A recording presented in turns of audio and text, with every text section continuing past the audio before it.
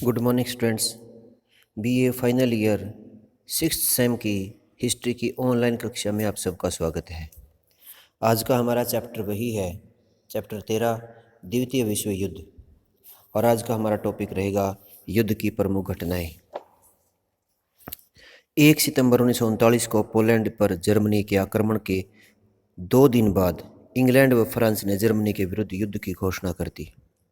शीघ्र ही Italy, Japan, Romania Germany की तरफ से युद्ध में शामिल हो गए। इनको धुरी राष्ट्र कहा गया। इटली, जापान, रोमानिया, जर्मनी जो दूसरी तरफ थे उनको धुरी राष्ट्र बोला गया। और जो इंग्लैंड, फ्रांस और अमेरिका के अधीन जिन राज्यों ने युद्ध लड़ा, इन्हें मित्र देश कहा जाता है। युद्ध के आरंभ में रूस भी जर्मनी के साथ था, परंतु बाद में वह मित्र राष्ट्रों में शामिल हो गया। युद्ध लगभग 6 वर्ष सितंबर 1939 से सितंबर 1945 तक चला और इसमें अनेक छोटी बड़ी लड़ाइयाँ हुई। इनकी चर्चा करेंगे। हम इनको 4 भागों में बांट सकते हैं। जो प्रथम अवस्था जिसे हम कह सकते हैं, जिस 1 सितंबर 1939 से 21 जून 1941 तक, जिसमें जर्मनी ने Poland, Denmark, Netherland, Belgium, Luxembourg, France तथा ब्रिटेन तथा यूनान पर आक्रमण किए। दूसरी अवस्था थी 22 जून 1941 से 6 दिसंबर 1941 तक, धुरी राष्ट्रों द्वारा अफ्रीका पर आक्रमण, जर्मनी का रूस पर आक्रमण। तीसरी अवस्था 7 दिसंबर 1941 से 7 नवंबर 1942 तक, इसमें जापान का पर्ल हार्बर पर आक्रमण तथा मित्र राष्ट्रों की सेना का नीदरलैंड, ईस्ट इंडीज तथा कॉकेसस पर अधिकार। चौथा जो अवस्था है वो 8 नवंबर 1942 से 6 मई 1954 तक हुआ। इसमें फ्रेंच उत्तरी अमेरिका पर अमेरिका का आक्रमण तथा जर्मनी का आत्मसमर्पण। और 7 मई 1945 से 14 अगस्त 1945 ईस्वी तक जापान का आत्मसमर्पण। तो सबसे पहले प्रथम अवस्था की हम बात करेंगे, पोलैंड का पतन। 1 सितंबर 1939 ईस्वी को जर्मनी की सेनाओं ने पोलैंड पर आक्रमण कर दिया। यद्यपि पोलैंड की सेनाओं ने वीरतापूर्वक जर्मन सेनाओं का मुकाबला किया, परंतु दूसरी तरफ रूस का आक्रमण होने से पोलैंड पराजित हुआ। 28 सितंबर 1939 को जर्मनी व रूस के बीच समझौते के अनुसार पोलैंड के पश्चिमी भाग पर जर्मनी का और पूर्वी भाग पर रूस का अधिकार हो गया। इसके बाद रूस का बाल्टिक राज्यों तथा फिनलैंड पर अधिकार। पोलैंड को अब रूस और जर्मनी ने आपस में बांट लिए जाने के बाद रूस के बाल्टिक क्षेत्रों के 3 राज्यों स्टोनिया, लैटविया तथा लिथुआनिया के साथ सहयोग की संधि कर ली और 29 नवंबर 1939 को फिनलैंड पर आक्रमण कर दिया। परस्पर संधि के अनुसार लरडोगा झील का बहुत सारा भाग रूस को मिल गया तथा हांगो में रूसी नौसैनिक अड्डा स्थापित करने का वायदा फिनलैंड ने किया। इस प्रकार रूस ने उन सभी क्षेत्रों पर अधिकार कर लिया जो प्रथम विश्व युद्ध के बाद उसके हाथ से निकल गए थे। जर्मनी की डेनमार्क, नॉर्वे, हॉलैंड तथा बेल्जियम पर विजय। हिटलर ने 1940 ईस्वी में नॉर्वे तथा डेनमार्क पर आक्रमण करके अपना अधिकार कर लिया। इन पराजयों में फलस्वरूप इंग्लैंड की चैम्बरलिन सरकार को त्याग पत्र देना पड़ा। चर्चिल इंग्लैंड का प्रधानमंत्री बना। 10 मई 1940 ईस्वी को जर्मनी ने बेल्जियम, हॉलैंड, लग्जमबर्ग पर भी आक्रमण कर दिया और इन पर भी अपना अधिकार स्थापित कर लिया। बेल्जियम की सहायता के लिए गई अंग्रेजी सेनाएं असफल रही। इसके बाद फ्रांस पर जर्मनी का आक्रमण। 17 मई 1940 ईस्वी को जर्मनी की सेनाओं ने अपने पुराने शत्रु फ्रांस पर आक्रमण कर दिया तथा फ्रांस की सेनाओं को हराकर 60 मील के विशाल क्षेत्र पर अधिकार कर लिया। मई के अंत तक जर्मन सेनाएं बोलोन, कैले पर आधिपत्य करते हुए डंडर्क बंदरगाह के नज़दीक पहुंच गई। बेल्जियम द्वारा आत्मसमर्पण किए जाने के कारण फ्रांस की सेनाओं को जून तक पेरिस छोड़कर भागना पड़ा। इसके बाद इटली का युद्ध में प्रवेश। 10 जून 1940 ईस्वी को इटली ने फ्रांस तथा ब्रिटेन के विरुद्ध युद्ध की घोषणा कर दी। 22 जून को फ्रांस तथा जर्मन सेनाओं के बीच संधि के परिणामस्वरूप फ्रांस के आधे से अधिक भूभाग पर जर्मनी का अधिकार हो गया। 23 जून 1940 को इटली के साथ भी फ्रांस को संधि करनी पड़ी, जिसके अनुसार इटली द्वारा जीता क्षेत्र देने तथा ट्यूनीशिया, अल्जीरिया, कोर्सिका जैसे ठिकानों पर भी फ्रांस को विसैन्यीकरण करना पड़ा। फ्रांस के राष्ट्रवादियों ने जनरल डिगाल के नेतृत्व में जर्मनी के विरुद्ध युद्ध जारी रखा। जर्मनी का इंग्लैंड पर आक्रमण। फ्रांस की हार के बाद इंग्लैंड की स्थिति कमजोर हो गई। अतः 18 जून 1940 को जर्मनी ने इंग्लैंड पर आक्रमण किया। अंग्रेजी सरकार ने बड़े साहस से जर्मनी का मुकाबला किया। जर्मनी के बमवर्षक विमानों को मार गिराया। इन हमलों में इंग्लैंड के 33,000 नागरिकों की मृत्यु हुई परंतु इंग्लैंड को हराने में जर्मनी विफल रहा। उधर इटली ने सोमालीलैंड केनिया पर अधिकार कर लिया। जर्मनी ने अप्रैल 1941 में यूनान पर अधिकार किया और फरवरी में जर्मन सेनाओं ने लीबिया पर तथा अप्रैल 1941 में यूगोस्लाविया को जीत लिया। रूस पर जर्मनी का आक्रमण। रूस व जर्मनी के बीच 1939 ईस्वी में अनाक्रमण की संधि थी, परंतु हिटलर ने इसके लिए कोई महत्व नहीं था। 22 जून 1941 को जर्मनी ने रूस पर आक्रमण करके यूक्रेन, एस्टोनिया, लिथुआनिया, फिनलैंड, पूर्वी पोलैंड पर अधिकार कर लिया। जर्मन सेनाएं लेनिनग्राड तक जा पहुंची। सितंबर 1942 में स्टालिन ने अपने लोगों को नए सिरे से प्रेरित किया।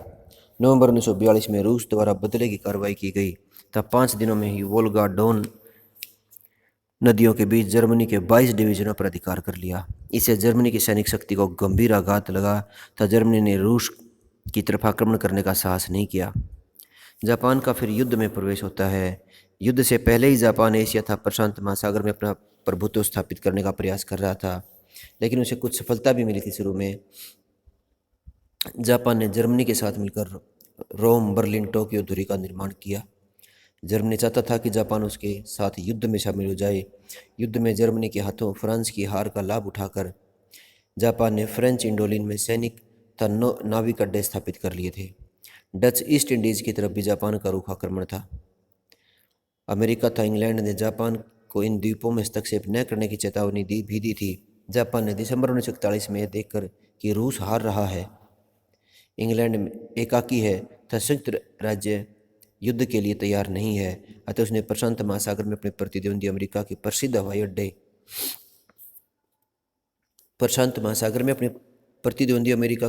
हवाई अड्डे पर्ल हार्बर पर 7 दिसंबर 1941 को आक्रमण कर दिया और इस हमले में अमेरिका के 19 सैनिक जहाज, 177 विमान और 2343 सैनिक मारे गए। अगले ही 8 दिसंबर को अमेरिका तथा इंग्लैंड ने जापान के विरुद्ध युद्ध की घोषणा कर दी। 3 दिन बाद जर्मनी तथा इटली ने भी अमेरिका के विरुद्ध युद्ध की घोषणा कर दी। इस प्रकार युद्ध ने वास्तविक रूप से विश्व युद्ध का रूप धारण कर लिया। पर्ल हार्बर पर आक्रमण करने के बाद जापान ने बड़ी तेजी से प्रशांत सागर में अपना अधिकार जमाना शुरू किया। दिसंबर के अंत तक उसने श्याम पर अधिकार किया। जापान ने हांगकांग, गुआम, वेक आइलैंड पर अधिकार करके जनवरी 1942 ईस्वी में फिलीपीन द्वीप समूह के अधिकांश क्षेत्र पर अधिकार कर लिया। फरवरी तक इंग्लैंड का प्रसिद्ध नाविक अड्डा सिंगापुर भी जापान के अधिकार में चला गया। मार्च के अंत तक जापान ने बर्मा को जीतकर चीन को युद्ध सामग्री भेजने का मार्ग बंद कर दिया। मार्च में जापान ने हॉलैंड, अमेरिका, इंग्लैंड, ऑस्ट्रेलिया के संयुक्त बेड़े को हराकर डच ईस्ट इंडीज पर अधिकार कर लिया। मार्च 1942 तक जापान ने पूर्वी एशिया तथा प्रशांत महासागर में यूरोपीय तथा अंग्रेजी साम्राज्य को नष्ट कर दिया। महायुद्ध का नया मोड़ आता है धुरी राष्ट्रों की पराजय। धुरी राष्ट्रों ने अक्टूबर 1942 तक यूरोप, अफ्रीका, पूर्वी एशिया में मित्र राष्ट्रों पर लगातार जीत दर्ज की, परंतु 1942 के अंत तक उनकी प्रगति रुक गई। नवंबर 1942 में ब्रिटेन, अमेरिका की संयुक्त सेनाओं ने उत्तरी अफ्रीका से इटालियन तथा जर्मन सेनाओं को खदेड़कर उत्तरी अफ्रीका पर अधिकार कर लिया। फिर इटली की हार होती है। उत्तरी अफ्रीका पर अधिकार करने के बाद मित्र राष्ट्रों की सेना ने 10 जुलाई 1943 को सिसिली पर अधिकार कर लिया। इटली की सेनाएं पराजित हुई। उधर जर्मन की सेनाएं रूस से पराजित हो रही थी, अतः वे इटली की मदद नहीं कर पाई। इटली की हार ने वहां की जनता ने मुसोलिनी का तख्ता पलट दिया और 23 जुलाई को उसे गिरफ्तार कर लिया। 3 दिसंबर 1943 को इटली ने आत्मसमर्पण कर दिया। जर्मन सैनिकों ने मुसोलिनी को छुड़ाया तथा मुसोलिनी ने जर्मनों की सहायता से पुनः इटली को अपने प्रभाव में लाने का असफल प्रयास किया, परंतु 4 जून 1944 ईस्वी को मित्र राष्ट्रों ने रोम पर अपना अधिकार कर लिया और फिर जर्मनी का पतन होता है। जर्मनी के पतन का सिलसिला रूस से आरंभ हुआ। रूस की सेना ने बड़ी स्फूर्ति के साथ आक्रमण करके 1943 ईस्वी तक जर्मनी के 3500 हवाई जहाज नष्ट कर दिए, 20,000 सैनिक वाहन तथा 1300 टैंक नष्ट कर दिए थे। इन आक्रमणों से जर्मनी के 2 लाख सैनिकों की मौत हो गई। रूसी सेनाओं ने पोलैंड पहुंचकर नाजी सेनाओं को हराकर रोमानिया, फिनलैंड, बुल्गारिया को जीत लिया। 8 मार्च 1944 को 2000 अमेरिकी बम वर्षकों ने बर्लिन पर बमबारी की। फ्रांस की सेनाएं भी जर्मन किलेबंदी को नष्ट करके 25 अगस्त को फ्रांस की सेना के सामने जर्मन सेनाओं ने आत्मसमर्पण कर दिया। फ्रांस को मुक्त कराने के बाद मित्र राष्ट्रों की सेनाओं ने मध्य यूरोप में जर्मनी के अधीन राज्यों को मुक्त कराया। बाल्कन क्षेत्र के राज्य भी मित्र राष्ट्रों के साथ मिले। नवंबर 1944 ईस्वी में मित्र राष्ट्रों की सेनाओं ने हॉलैंड की तरफ से जर्मनी में प्रवेश किया। 22 अप्रैल 1945 को रूस ने जर्मनी पर आक्रमण कर दिया और 30 अप्रैल तक रूसी सेनाएं विजय प्राप्त करती हुई बर्लिन के निकट पहुंच गई। अपनी पराजय को निश्चित देखकर हिटलर ने आत्महत्या कर ली। 2 मई को बर्लिन पर मित्र राष्ट्रों की सेनाओं का अधिकार हो गया तथा 8 मई को जर्मनी द्वारा हथियार डालने से द्वितीय महायुद्ध का अंत हो गया। इसके बाद जापान की पराजय तथा विश्व युद्ध का अंत हो गया। दूरी राष्ट्रों में अब केवल जापान ही बचा था जिसने युद्ध में आत्मसमर्पण नहीं किया था।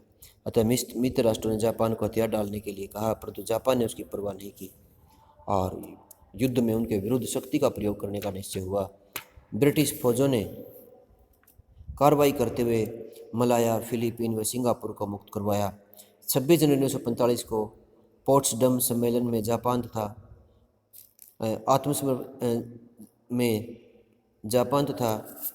आत्मसमर्पण की मांग को ठुकराने के बाद अमेरिकी सेना ने 6 अगस्त 1945 को जापान के सबसे समृद्ध नगर हिरोशिमा पर परमाणु बम गिराया। उसके 3 दिन बाद 9 अगस्त 1945 को नागासाकी पर दूसरा परमाणु बम गिराया। भारी विनाश के बाद जापान ने 10 अगस्त को मित्र राष्ट्रों के सामने आत्मसमर्पण का प्रस्ताव भेजा। अंततः 14 अगस्त 1945 को जापान ने बिना शर्त हथियार डाल दिए और इस प्रकार 6 वर्ष के बाद विनाशकारी द्वितीय विश्व युद्ध का अंत हो गया। तो ये था। अगले वीडियो में हम पढ़ेंगे द्वितीय विश्व युद्ध के क्या परिणाम थे और उसके क्या प्रभाव पड़े। धन्यवाद।